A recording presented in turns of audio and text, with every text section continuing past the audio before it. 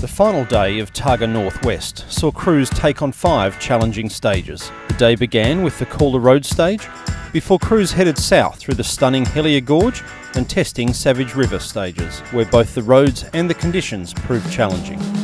In an incredibly strong performance, Steve Glenney and Andy Sarandis dominated the GT4 category, also claiming outright honours for the opening round of the CAM's Australian Targa Championship.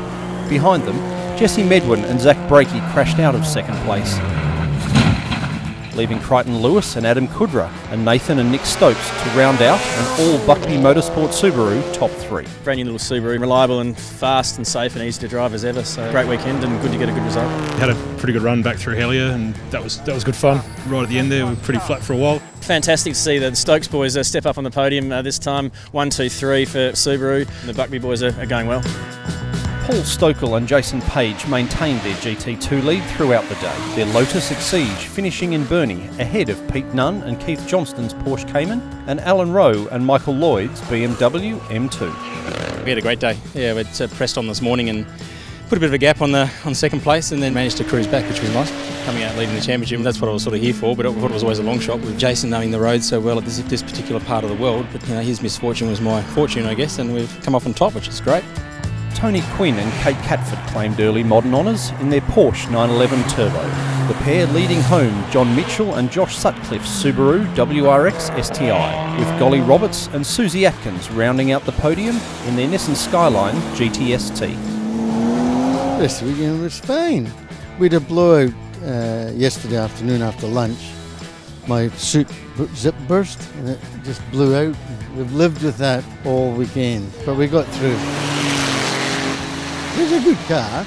It shakes a bit at high speed. I don't know what spoiler at the back's like there. And I've got time to look out the back. That's how medium I'm going. Not slow, medium. Mick and Daniel Bray's Holden Tirana claimed the top spot on the Classic GT podium.